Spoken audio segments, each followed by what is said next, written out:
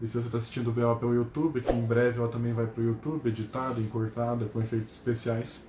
Aproveita também, curte, compartilha com outras pessoas para mais gente vir conhecer o conteúdo. Se inscreve no canal, comenta aqui nos comentários do YouTube também. E clica no curtir ali, porque isso mostra para o Instagram que o conteúdo é interessante, que o conteúdo é relevante e ele recomenda para mais pessoas. Então hoje a gente vai falar sobre 10, eu anotei aqui 10 dúvidas, 10 tópicos, 10 comentários que vocês colocaram naquele post que eu fiz alguns dias atrás. Vou tentar falar rapidamente, uns 5 minutos sobre cada um deles para dar tempo de fechar a live. Eu falei lá no post que eu ia contar o nome de vocês, então eu vou dizer o nome de quem fez cada um dos sugestões lá no post. Depois, quem tiver aí, quiser se identificar, ou quem estiver vendo posteriormente no Instagram, no YouTube, pode escrever aí o próprio arroba para dizer que foi você que sugeriu. Então a primeira que eu anotei aqui foi da arroba Canobrehita. Ela pediu para falar um pouco sobre os black holes. Então, sobre os black holes, vocês ouvem a gente falar bastante. Então, black hole, se for para a gente simplesmente traduzir, significa buraco negro. Então, quando a gente está avaliando as ressonâncias, normalmente o que vocês mais veem na internet, que o neuro mostra para vocês, são aquelas manchinhas brancas na ressonância. Isso depende da sequência que você está olhando. Então, nem todo filme de ressonância as manchinhas vão ser brancas. Na sequência FLAIR, que é a sequência mais comum de estudar a esclerose, as manchas são brancas sim. Então, quando a gente mostra a ressonância para você, quando eu posto ressonância, quase sempre a gente usa a sequência FLAIR, que é a sequência que as manchas ficam brancas. Mas existe uma sequência chamada T1, T1 com contraste ou T1 sem contraste. Na sequência T1, algumas das suas manchas podem ficar pretas, que são as black holes, são os buraquinhos pretos, são as bolinhas pretas. Nem toda mancha fica com black hole, mas algumas podem ficar. Então a gente chama de black hole quando a pessoa tem quando aquela mancha que é branca no flare, que é a ressonância normal, também fica uma bolinha preta no T1, que é o T1 sem contraste. Quando isso acontece, geralmente a gente suspeita de que isso seja um black hole. E o que isso significa? Quando a pessoa tem black hole na ressonância, a gente se preocupa um pouco mais com o caso dela. Se é uma pessoa jovem que está com black hole, a gente começa a pensar, nossa, mas é uma doença mais agressiva, vamos tratar melhor. E quando a pessoa tem, assim, começa a acumular black hole, geralmente ela pode vir junto com progressão, com problema cognitivo, com sequela. Então black hole não é uma coisa legal de ter não. E o black hole acontece porque, como vocês sabem, a esclerose múltipla é uma doença desmielinizante. Então ela meio que ataca a mielina do seu cérebro, ataca só aquela bainha, a capa que está em volta do neurônio. Ela não chega a matar o neurônio, ela só tira a capa, tira a bainha. A informação ainda passa por aquele neurônio, mas passa mais devagar, passa truncada, passa lenta, mas ela passa. Quando o black hole acontece, é porque a inflamação foi tão crônica ou foi tão intensa que, além de perder a mielina, o neurônio daquela região morreu. Então, geralmente no laudo pode vir presença de black hole, presença de lesões destrutivas irreversíveis, presença de lesões de caráter irreversível, crônico. Isso tudo então significam os black holes. Então, quando a gente diz para você que tem black hole, é porque apareceu uma manchinha preta numa das ressonâncias, numa das sequências T1. E isso significa para a gente que, além da desmielinização, que é algo natural da doença, houve uma destruição local, uma lesão axonal, um dano do neurônio. Então, geralmente significa que uma doença é um pouquinho mais forte do que o normal, um pouquinho mais agressiva do que o normal. Esses que são os black holes. Para quem tem mais interesse, eu tenho, se não me engano, um post lá para baixo escrito sobre os black holes. E tem um Reels também que eu ensino vocês a encontrarem os black holes na própria ressonância para ver se vocês têm. Tema número 2 foi sugerida por duas seguidoras. Foi sugerida pela arroba Sandra_Pereira Godoy e também pela arroba aguiar.lili. E foi sobre anestesias. Então, recentemente eu fiz um post sobre anestesias da esclerose múltipla. E vamos falar então sobre elas. Existem vários tipos de anestesias no mundo, para qualquer pessoa.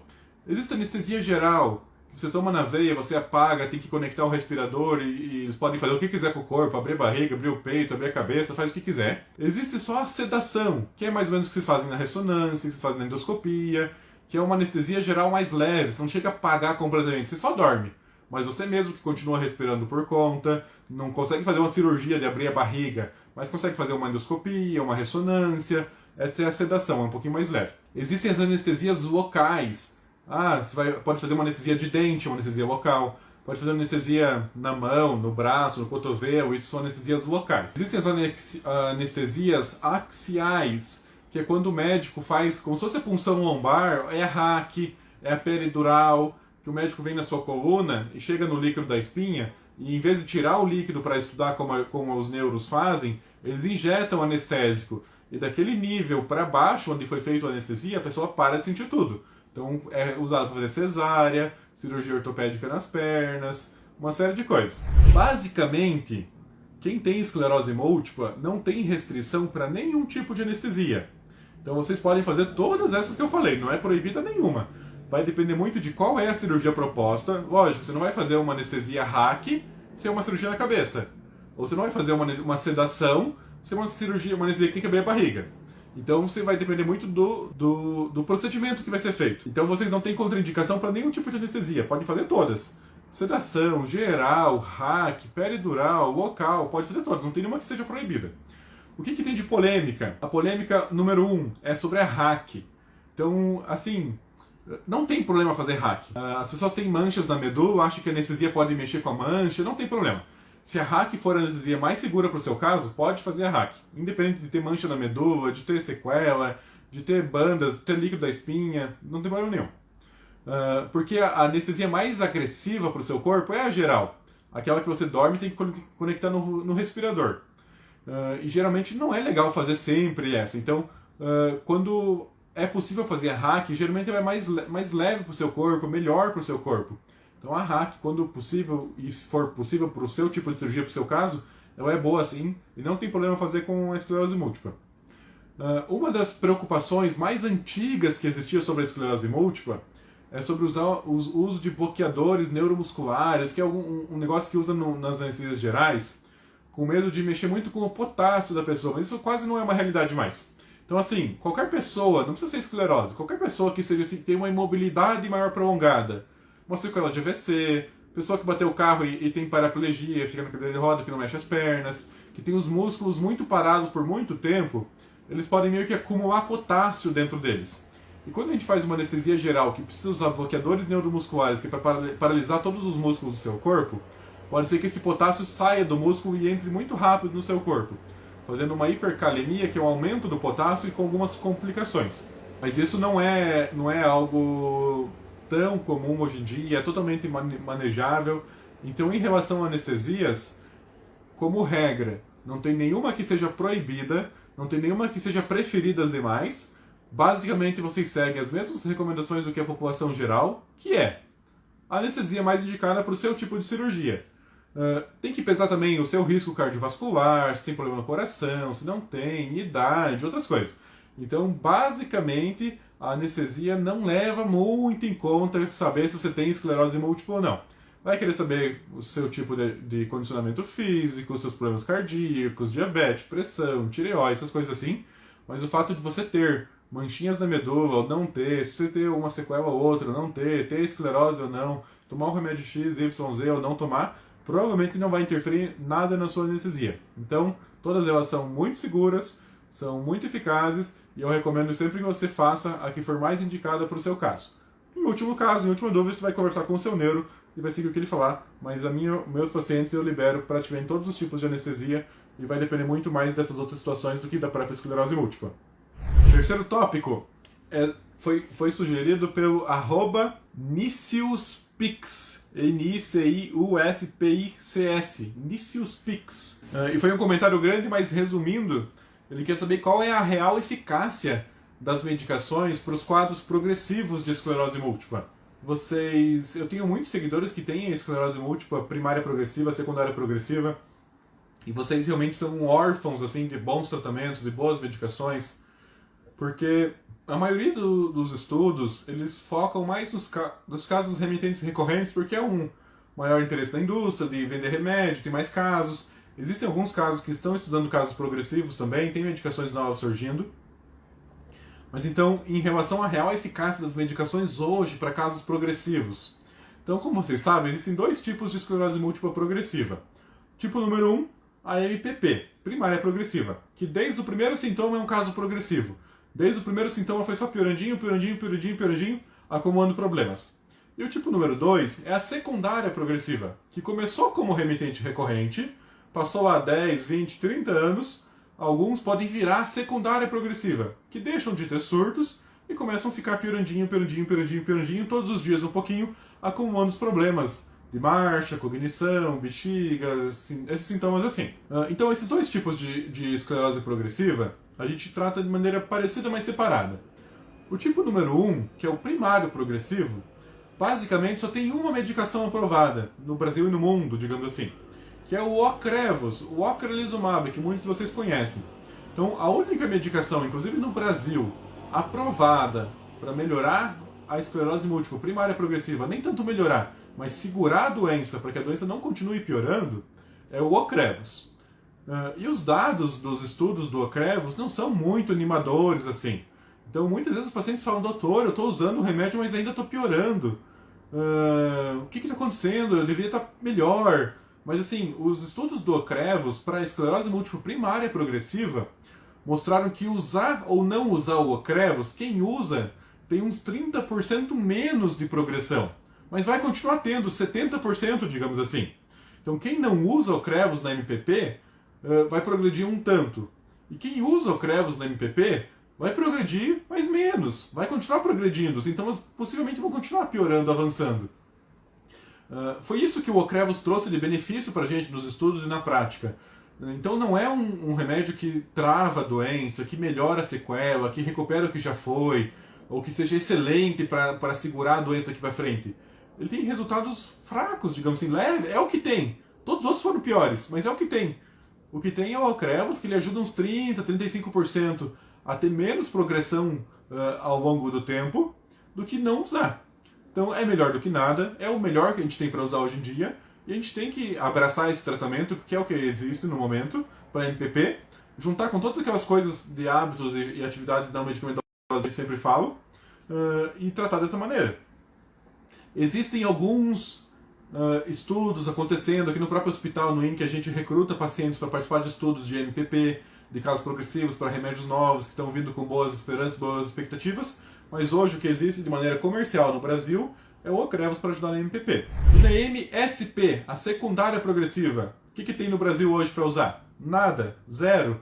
Nenhum remédio foi aprovado para ajudar a MPP, a MSP no Brasil. Um parênteses, acabou de ser aprovado o primeiro remédio licenciado para tratar a MSP, que é o Ciponimod, que é o Keandra. Então ele acabou de ser aprovado, está regulando o preço na Anvisa, vai ser feito o lançamento, mas esse é o primeiro remédio que está sendo aprovado na Anvisa no Brasil, com bula, com indicação, para ajudar a MSP, para diminuir a progressão da MSP, para diminuir os surtos, diminuir o avanço da doença.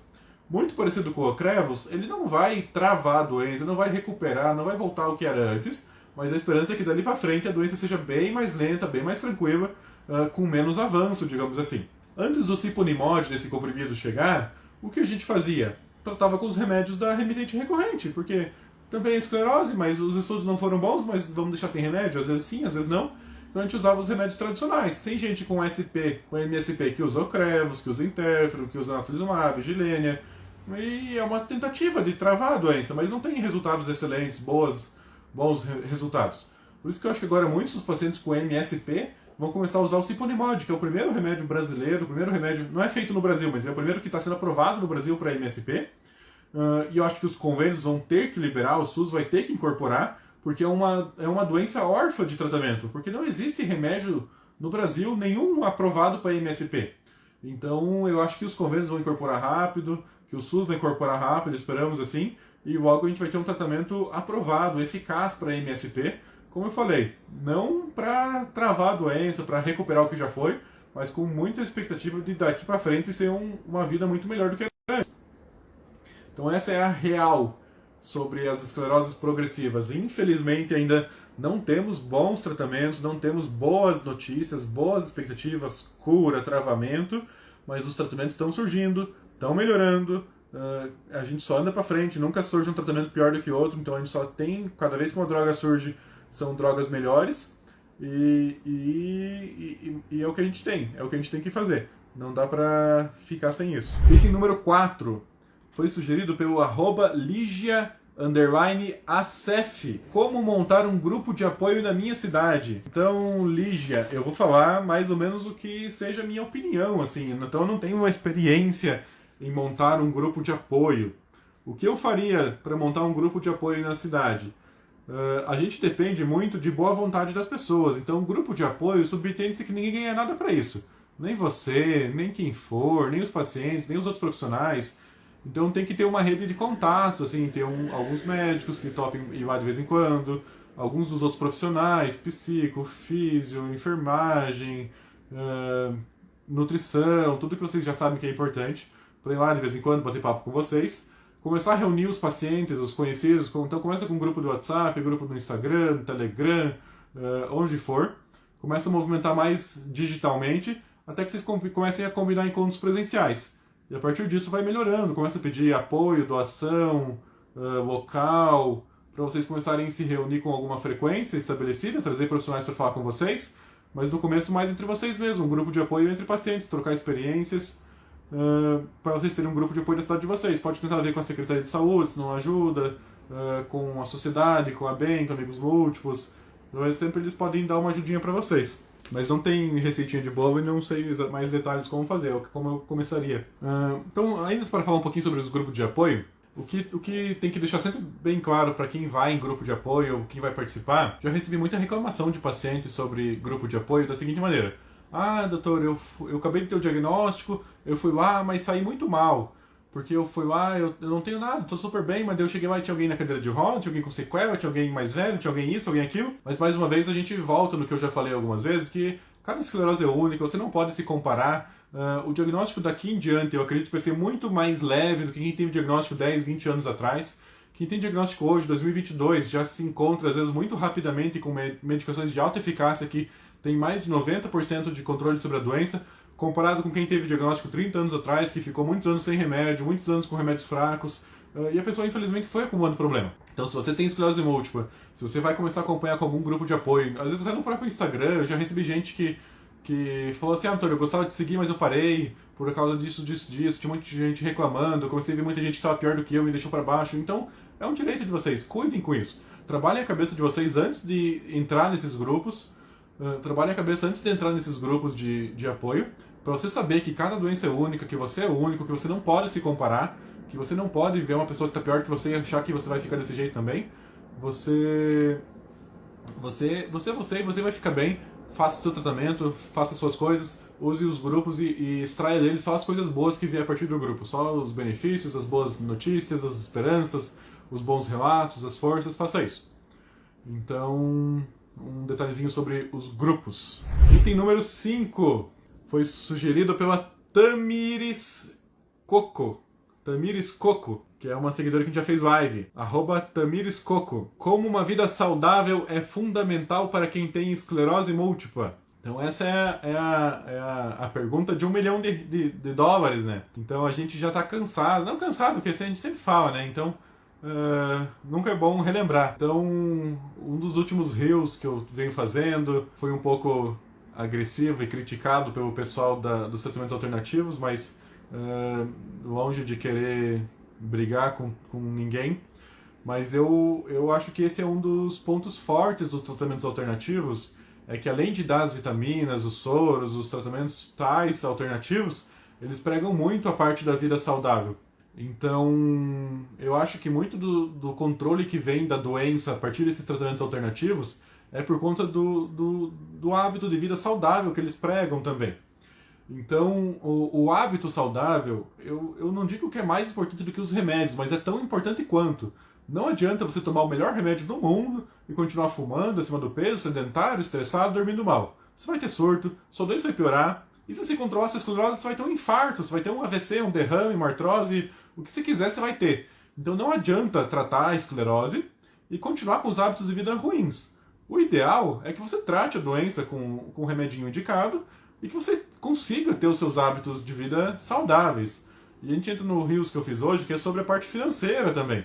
Então é fácil falar, você tem que fazer atividade física, tem que fazer terapia, tem que fazer fisioterapia, tem que fazer natação, pilates, hidro, ir no nutricionista, pagar um neuro, viajar não sei para onde para fazer seus negócios, parar de trabalhar, largar o aluguel, E como é que vai ter dinheiro para tudo isso e tempo para tudo isso e esquecer família e todo o resto?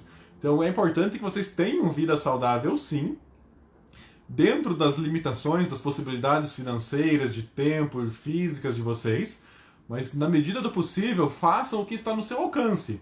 Então parar de fumar não é caro, pelo contrário, você economiza parando de fumar. Então foque nisso. Caminhar na rua é de graça, não tem dinheiro para fazer uma academia, comece com as coisas mais simples. No YouTube tem muito vídeo de aula funcional. Eu já fiz, liga o YouTube, você fica só imitando a pessoa treina com você, você treina igual. Então quem quer dá um jeito. Lógico, é melhor fazer uma academia com personal, no ar-condicionado, na TVzinha. Mas assim, enquanto não for possível, enquanto o dinheiro for um problema pra gente, for uma limitação, a gente tem que dar um jeito. Não dá pra não fazer nada porque não arranjar desculpa, digamos assim. Então vamos fazer o que tá nos nossos alcances. Terapia, vocês conseguem. Tem muito grupo de apoio que dá terapia de graça. Então, no Amigos Múltiplos, na Bem, sempre tem gente que ajuda. Muitas vezes na própria cidade. Aqui em Curitiba tem muitas faculdades de psicologia que dão terapia de graça quando a pessoa comprova a renda. Então você consegue ir atrás e conseguir isso. Provavelmente tem a nutrição, tem muita coisa. No SUS tem, demora, mas tem. Às vezes a gente consegue. Então, os hábitos saudáveis são fundamentais, assim, não tem nem o que falar sobre isso. Como eu falei, muito do que o tratamento alternativo eu acredito que tragam de benefício é por causa dos hábitos que eles pregam em paralelo. Então não adianta você usar o melhor remédio que tem e continuar com os hábitos ruins, porque pode ser que até que você controle a sua esclerose, mas você vai ter outros problemas daqui pra frente. Ou provavelmente não controle a sua esclerose. Então é muito importante. É difícil conseguir tudo que é indicado, mas não tem o que falar. Tem que fazer, tem que dar um jeito. Quem tem esclerose ou quem não tem deveria seguir a mesma linha para prevenir esclerose, para prevenir outras doenças. Então os hábitos são fundamentais. Item número 6. Foram 2 sugestões. Quem sugeriu esse número 6 foi a @kportela, K-A-A-H Portela, e a @Ingrid_Fiorese, que foi sobre o tema amamentação, medicação e gestação.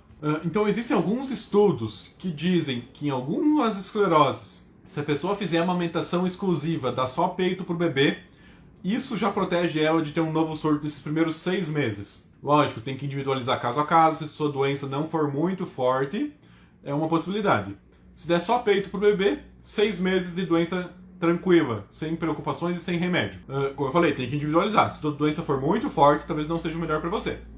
Mas existem alguns estudos sobre isso. De novo, existem alguns estudos que permitem o uso de algumas medicações durante a amamentação. Então, provavelmente, Copaxone seja muito seguro na amamentação e pode ser usado. Provavelmente, os interferons sejam muito seguros na gestação e podem ser usados. Em alguns casos, o natalizumab também provavelmente é muito seguro na gestação e pode ser usado na amamentação e pode ser usado, inclusive mantendo a amamentação com esses 3 remédios. Além desses, os outros não são recomendados de amamentar. Então tem 3 que são permitidos de usar o remédio durante a amamentação, que é o Copaxone, os interferons e o natalizumab. Andando para trás, sobre então a gestação. Basicamente são as mesmas medicações seguras na gestação. Então quem está grávida atualmente e acabou de descobrir ou já tem esclerose, os remédios que são seguros de se utilizar são o Copaxone, os interferons e o natalizumab. Copaxone e interferon a gestação inteira, natalizumab até o 3º trimestre. Fora esses, nenhum outro remédio é seguro de ser usado durante a gestação. Mas talvez a melhor estratégia para engravidar tendo esclerose múltipla hoje sejam fazendo os tratamentos de repopulação linfocitária, que é o seguinte: tem 2 remédios. Então tem o alemtuzumab e tem o mavenclad. Esses 2 remédios não podem ser usados durante a gestação, mas se você conseguir programar a sua gestação, usar um desses 2 remédios antes de engravidar, esses 2 remédios, alemtuzumab e mavenclad, eles trazem uma promessa para a gente de usar um tratamento tipo hoje, mais uma dose daqui a 1 ano, e a gente já tem estudo com pacientes até 10 anos sem precisar voltar para tratamento, sem precisar voltar para remédio nenhum. Então, esses 2 remédios não são seguros durante a gestação. Mas, por exemplo, se eu, Matheus, sou mulher e quero engravidar daqui a 2 anos, eu posso tomar o mavenclad hoje, Posso tomar uma Mavenclad daqui a 1 ano, e daqui 2 anos eu estou com a doença protegida, controlada pelo Mavenclad, porque ele dura pelo menos 4 anos de controle sobre a doença. Então, do ano 2 até o ano 4, eu estou protegido, sem remédio no corpo. Então é a melhor das situações. Protegido sem remédio é a melhor das situações para engravidar. Não vai sofrer falta de remédio na gestação, você vai estar protegido. A mesma coisa vale para o Alemtuzumab, que são uma injeção na veia. Posso fazer uma dose hoje, posso fazer uma dose daqui a 1 ano, e a gente pode ficar muitos anos sem precisar voltar para nenhum tratamento. E depois de um tempo, não tem mais remédio no corpo, mas a proteção fica. Então você engravida seguro, com a doença tratada e protegido, sem efeitos colaterais para o seu bebê. O que não acontece com quem está usando Tecfidera, Fingolimod, Ocrevus, que a pessoa está usando, não, quero engravidar. A pessoa para o remédio, fica desprotegida, engravida, 12 meses desprotegida, amamenta, e assim vai. Então, quem pretende engravidar, Mavenclad e Alemtuzumab são as melhores opções para passar a gestação tranquilamente. Mas, assim, não está errado engravidar com esses outros remédios. Estudos também permitem que vocês engravidem. O que eu faço com os meus pacientes? Eu não quero que a pessoa acabou de descobrir esclerose ontem e esteja grávida amanhã. O que a gente faz, o que eu peço, é que a pessoa tenha pelo menos 1 ou 2 anos de doença controlada para engravidar. Então, os estudos mostram que quanto melhor a sua doença estiver controlada nos 2 anos antes de engravidar, mais tranquila vai ser sua gestação e a amamentação e o pós-parto. Então, se você pretende engravidar, eu sempre sugiro que você esteja com a doença controlada por pelo menos 1 ou 2 anos. O que é doença controlada? Não ter aparecido novas manchas nesses últimos 2 anos, não ter aparecido surto nesses últimos 2 anos, não ter aparecido progressão nesses últimos 2 anos. Se você está assim por pelo menos 1 ou 2 anos, ótimo. Provavelmente você pode parar o remédio, o tratamento que você tiver, ficar um tempo sem, engravidar, porque a própria gestação é um momento que o seu corpo fica mais com a imunidade um pouquinho mais baixa naturalmente para não rejeitar o bebê, e a própria esclerose fica mais leve também na gestação. Ela geralmente não dá surto, geralmente não aparece mancha, isso é geralmente. Então, essas são as estratégias para engravidar, usando ou não usando o remédio. Item número 7. Esse foi sugerido por José CA064. Como superar os piores momentos da esclerose múltipla e as perspectivas sobre medicações mais eficazes. Então, eu pessoalmente não tenho lugar de fala para ajudar vocês a superar os piores momentos da esclerose múltipla. Quem faz isso são esses outros perfis que tem por aí, de portadores de esclerose múltipla, que vivem contando os perrengues, as dificuldades, tudo que já passaram, ou as próprias lives que eu faço, que as pessoas vêm contar as dificuldades que tiveram. Tudo que eu falar aqui é da boca para fora, não tenho experiência própria, mas o que eu acho que é importante para você superar as dificuldades é ter um apoio familiar, do seu companheiro, companheira, da sua família, dos seus pais, dos seus filhos. Família é muito importante para superar qualquer dificuldade, seja na esclerose múltipla, seja dificuldade financeira, no trabalho, na vida, de saúde, outras coisas. Então a família acho que é o principal ponto. Mais uma vez, ter dinheiro também ajuda muito, então quem tem dinheiro geralmente supera mais facilmente essas dificuldades, então, mas não é 100% necessário. Terapia é importante, então quando vocês passam por dificuldades é importante terapia, psicólogo, fazer terapia é muito importante para lidar com essas dificuldades e superá-las. Aqui voltamos para os grupos de apoio. Então, geralmente, quando você está passando por dificuldades, que você vai buscar o grupo de apoio e você assusta o coleguinha que está tudo bem. Mas o grupo de apoio é para apoiar quem está passando por dificuldade. Então, continue buscando os seus grupos de apoio. Quem está passando por dificuldades, por problemas, realmente tem que ir atrás dos grupos de apoios, encontrar pessoas que já passaram por isso, saber como que elas superaram, o que elas fizeram, que tratamento que elas usaram, qual terapia que elas fizeram, o que elas foram atrás. Então, eu acredito que seja por aí. Família, terapia, grupo de apoio, atividade física, quando for possível, e perspectivas sobre medicações mais eficazes. Então, volte e meia aqui no perfil, eu divulgo que a gente está recrutando pacientes para participar de estudos aqui no hospital. A gente está recrutando para usar um remédio novo, que já promete ser muito eficaz, muito bom. E hoje em dia já existem remédios muito eficazes. Eu não vou falar o nome, mas existe remédio com até 98% de controle sobre a ressonância magnética. 98% de chance de não ter mais lesões na ressonância. 90% de chance de que em 2 anos você esteja em NEDA 3. O que é o NEDA 3? É não ter surto em 2 anos, não ter manchas novas em 2 anos e não ter progressão em 2 anos. Então tem remédio hoje que já oferece 90% disso. 90% de que em 2 anos você não vai ter mais progressão, surtos e lesões novas na ressonância. 90% dessas 3 coisas, para mim, já é um número muito bom. Muito diferente do que a gente tinha no passado com os primeiros remédios que foram usados, que ainda usam hoje em dia, que é 30% melhor do que o placebo. Não é 30% de não ter mais nada daqui para frente. É 30% melhor do que o placebo, melhor do que não fazer nada. Continua tendo surto, progressão e essas coisas, 30% menos do que quem não fez nada. Mas hoje já tem remédio no Brasil disponível que muitos pacientes estão usando, com mais de 98% de controle sobre a ressonância magnética e 90% de não ter surto, lesões ou progressão da esclerose múltipla. Então já temos hoje, já é uma realidade hoje, o controle da esclerose múltipla remitente recorrente com essas taxas que eu falei.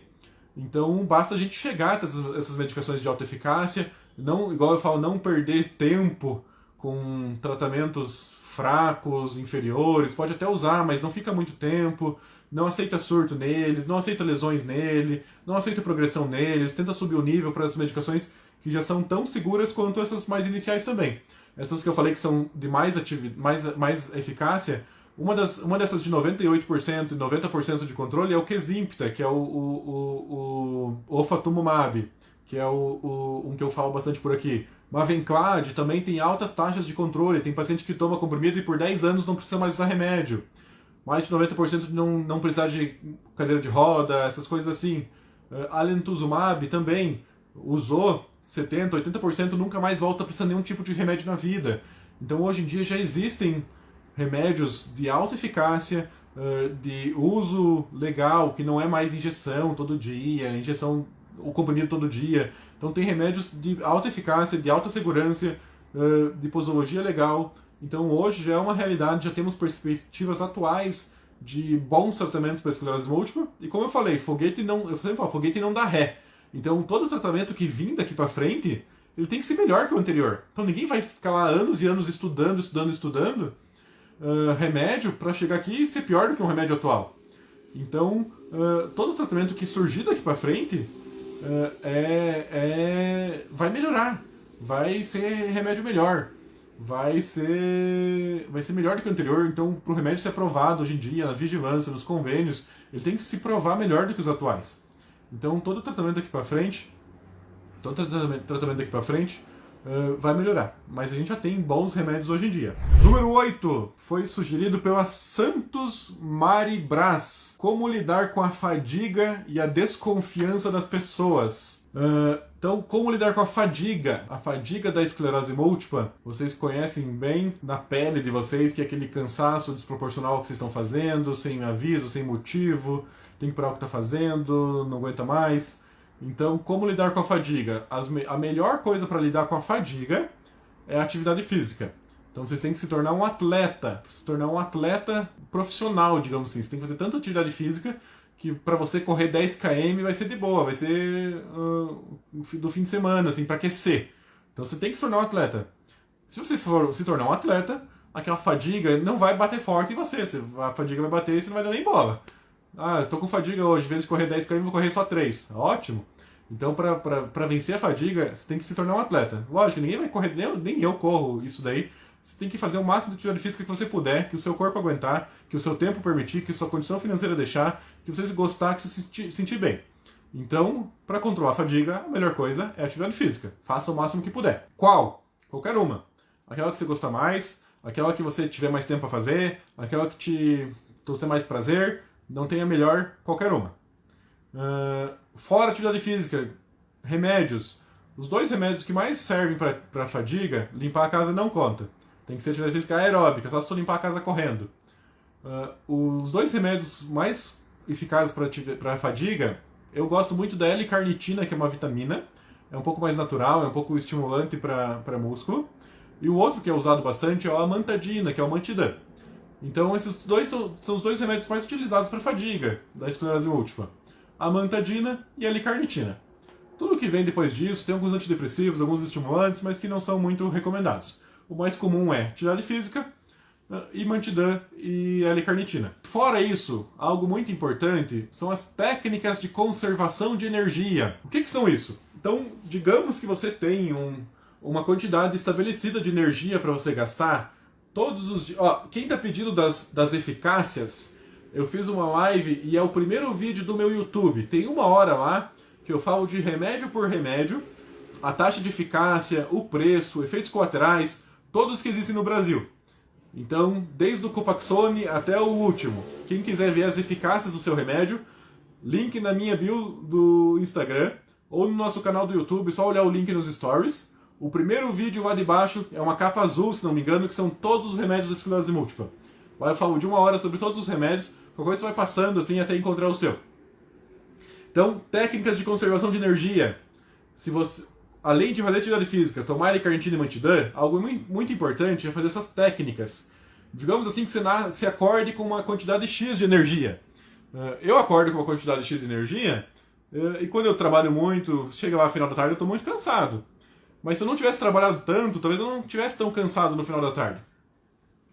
E funciona assim, vocês que têm fadiga, vocês têm uma quantidade de energia menor do que o normal. Vocês não vão conseguir fazer a mesma coisa que eu faço no dia a dia, ou que vocês mesmos faziam antes da esclerose múltipla. Então vocês têm que fazer o seguinte, vocês têm que elencar prioridades. Você não pode querer resolver 1001 coisas no seu dia. Escolha o que é mais importante naquele dia. Eu quero limpar a casa. Não limpa a casa inteira. Limpa só a cozinha, só um banheiro, só uma sala. Amanhã você faz outra coisa, depois de amanhã você faz outra coisa. Então foque em prioridades. Outras dicas que eu já vi é banho. Cansa muito tomando banho? Toma banho sentado. Fica lá no chuveiro, toma banho sentado, se boa sentado. Você vai economizar energia, sim. Então não gaste energia à toa. Que mais? Vai cozinhar. Você pode preparar mentalmente, deixar escrito, todo o passo a passo que você vai seguir, separar as coisinhas, tipo o Masterchef faz aqueles mise en place, separa as coisinhas nos pratinhos, porque senão você está cozinhando, putz, esqueci de tal coisa, vai no mercado, esqueci não sei o que, vai no quarto, onde é que está tal coisa? Isso vai se desgastando, para fazer uma coisa simples, que você poderia fazer com menos gasto de energia. Então, tudo que você for fazer no seu dia, faça de maneira pensada. Pense assim, como é que eu posso economizar energia fazendo isso? Sei lá, vai trocar a TV de lugar. Já se programa. Eu vou pegar desse jeito, vou chamar alguém para me ajudar, vou levar em tal lugar, pesquisa como é que mexe com os fios antes, para não descobrir na hora. Então, técnicas de conservação de energia. Tudo que você for fazer, tente fazer de uma maneira que você gaste menos energia, tenha tipo uma mente preguiçosa, assim. Não que vocês sejam preguiçosos, longe disso, mas pensem como um preguiçoso pensaria. Putz, como é que um preguiçoso tomaria banho? Tomaria sentado. Putz, como é que um preguiçoso ia cozinhar?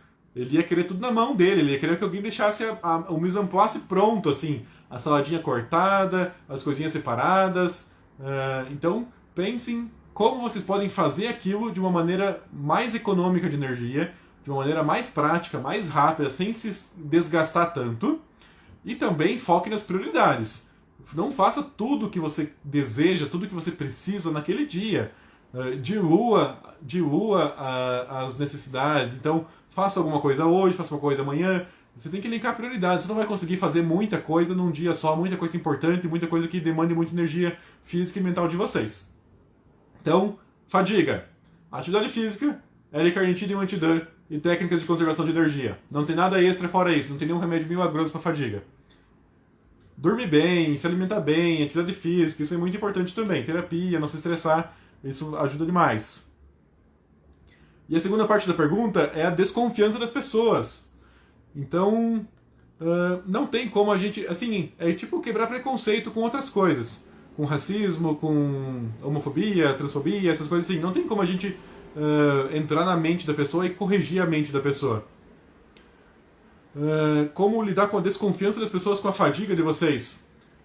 Tem que esfregar o atestado de esclerose múltipla, o atestado de fadiga que o seu neuro escreve no seu chefe, no gerente, no RH, na pessoa que está reclamando, e dizer que é um sintoma invisível da esclerose múltipla. Não tem como provar a fadiga. Não existe exame que comprove, teste que comprove. Existem, fora a fadiga, tem 1000 e outros sintomas invisíveis de esclerose, incontinência urinária, memória, visão, que vocês não conseguem comprovar que vocês estão sentindo, mas vocês sentem, e não tem como comprovar para quem está julgando vocês. O único jeito de resolver essa desconfiança é que a pessoa que está julgando mude. Então manda ela assistir uns vídeos, manda essa live para ela depois, fala que é verdadeiro o teu sintoma, não é migué, não é reclamação, vocês sentem fadiga mesmo, vocês sentem todas essas coisas mesmo, tem que ter as atividades adaptadas, não tem como lidar com a desconfiança, só saber que o problema não são vocês, são elas, e para mudar o outro não depende de vocês, só depende deles. Então eles que têm que se interessar em entender mais sobre a esclerose múltipla, saber que é um sintoma invisível, que ele existe, que ele é desgastante, que ele é limitante, e que é muito importante que vocês sejam respeitados com esses sintomas invisíveis da esclerose múltipla. Não é reclamação, vocês não são chatos, não é coisa de vocês, infelizmente não está nas mãos de vocês resolver o que os outros fazem com vocês. Vocês podem dar o melhor de vocês, tentar explicar. O Dr. Erval é ótimo, manda um abraço para ele. Ele é uma referência em esclerose múltipla no Brasil. Pode ir sim de olho fechado nele. Então, infelizmente, não está nas mãos de vocês resolver como que o outro pensa. Está na mão de vocês dar o melhor de vocês. E o que o outro pensa, deixa ele com o preconceito deles. Mas se começar a afetar vocês, o que eu faço com os meus pacientes é emitir um laudo. Ó, fulaninho tem esclerose múltipla, tem fadiga, tem incontinência, tem visão embaçada. Esses são sintomas invisíveis da esclerose múltipla. Não tem como ele comprovar, mas ele tem. Sugiro que seja respeitado, adaptado, o que for necessário. Então, qualquer coisa, peça ajuda com o neuro, fazer algum laudo nesse sentido para vocês mostrar onde está tendo dificuldade. Número 9. Joseli Cris. Doenças parecidas com a esclerose múltipla que confundem com a esclerose múltipla. Síndrome de Suzaki, que ela comentou. Então, existem algumas doenças que confundem com a esclerose múltipla em questões de sintomas, confundem com a esclerose múltipla em questão de ressonância. Então, uma das doenças que ela comentou lá é a síndrome de Suzaki, S-U-S-A-C. É uma doença que dá sintomas visuais, auditivos, pode dar formigamentos, e que na ressonância tem manchinhas que parecem com a esclerose múltipla. Da mesma maneira, vocês conhecem as outras doenças que são as primas da esclerose, que quase sempre a gente investiga junto, que é a neuromielite óptica, que é a NMO, e o MOG, que é o MOG. Então são outras duas doenças que a gente investiga em alguns pacientes com esclerose, porque eles também podem dar neurite óptica, pode dar manchas na medula, pode dar manchas no cérebro, sintomas de força no braço, na perna, formigamento, sensibilidade, bexiga, pode estimular muito bem uma esclerose múltipla. Outras doenças que confundem com esclerose, por incrível que pareça, a mais comum, que os médicos mais erram, é enxaqueca. Isso mesmo. Então a doença que mais é confundida com esclerose múltipla é enxaqueca. Por quê? Enxaqueca pode dar manchas brancas na cabeça, na ressonância, e as enxaquecas, principalmente as enxaquecas com aura, podem dar embaçamento da visão, formigamento no braço, formigamento na perna, dificuldade na fala, fadiga, cansaço. Então é muito comum confundir enxaqueca com esclerose. Eu já tive pacientes com enxaqueca que estavam usando remédio e que eu tive que tirar, porque não era esclerose. Então, a enxaqueca é a doença que mais se confunde com esclerose múltipla. Outras doenças que se confundem são as microangiopatias da idade. Com a idade podem aparecer manchinhas brancas na cabeça. Algumas outras doenças genéticas, familiares, pode dar manchinhas brancas na cabeça também. Então é muito importante que o diagnóstico seja bem feito, esse diagnóstico diferencial, seja descartado outras doenças, fazer os anticorpos da neuromielite, fazer anticorpos do MOG, fazer as avaliações para o Suzaki, pelo fundo de olho, pelos exames do fundo de olho, exames auditivos, interpretar bem a ressonância, não acreditar só no laudo, olhar as imagens, peça para o seu neuro olhar as imagens, para a gente não comer bola, assim, e não dar um diagnóstico errado. Inclusive, quem tem neuromielite, se usar os remédios da esclerose, a neuromielite piora. Os surtos vêm mais fortes, os surtos vêm mais agressivos. Então é muito importante não tratar um como o outro. Então, tem que ser diferenciado esse diagnóstico. O líquor, as bandas podem dar positivas na esclerose múltipla, mas eles não são 100%. Existem muitas doenças que dão líquor positivo, que dão as bandas. Então não é só a esclerose que dá bandas. Então o líquor não é definitivo. Só porque você tem um líquor positivo, não puxa automaticamente para a esclerose. Neuromielite pode ter líquor positivo para bandas, MOG pode ter líquor positivo para bandas, um monte de doença pode ter líquor positivo para bandas. Então as bandas na esclerose múltipla é só uma peça extra do quebra-cabeça. Inclusive quem tem o líquor negativo, ainda assim pode ter esclerose múltipla. Então o líquor não é, ele ajuda demais, é muito importante, até para descartar outras doenças, mas ele não dá certeza de esclerose quando dá positivo não. Última, item número 10. A 10ª sugestão de tema da live foi mandada pela Luciane.piccoli e ela falou sobre a baixa do sistema imunológico causado pelas medicações. Ela comentou lá no comentário que ela acabou de fazer o crevo, estava tendo muita infecção. Então, um detalhe técnico, quem usa remédios anti-CD20, Ocrevus, Rituximab, Kesimpta, tem que monitorar uma coisa chamada imunoglobulinas. Então tem que monitorar pelo sangue uma coisa chamada imunoglobulinas. A gente tem que dosar as suas imunoglobulinas, porque se elas estiverem baixas por conta desses remédios, aumenta a sua taxa de infecção. Então é por isso que você pega mais infecção e você consegue repor essas imunoglobulinas na veia se elas estiverem baixas. Fora isso, os remédios em si, um ponto que vocês me perguntaram muito nos stories dessa semana, eu acabei não respondendo porque era uma resposta muito técnica, muito completa, eu vou tentar fazer agora nesses minutos finais. Quando a gente trata de esclerose múltipla, a gente tem que ter a imunidade alta, a imunidade normal ou a imunidade baixa? Como que a gente trabalha com a imunidade para dar esclerose? Se a imunidade estiver normal vai dar surto, se a imunidade estiver baixa não vai dar, mas daí eu pego a infecção, como é que funciona esse negócio de imunidade de esclerose? Então funciona assim, a imunidade em quem tem esclerose, que são vocês, ela não tem que estar nem alta nem baixa, ela tem que estar certa, ela tem que estar inteligente. Os pacientes que têm esclerose, como vocês não têm a imunidade baixa, nem imunidade alta demais, nem baixa demais. Vocês têm a imunidade errada. Ela está com o alvo errado. Em vez de atacar os vírus, as bactérias, ela está atacando o próprio corpo. Então, quando a gente trata a doença, nem sempre a gente está baixando a imunidade de vocês.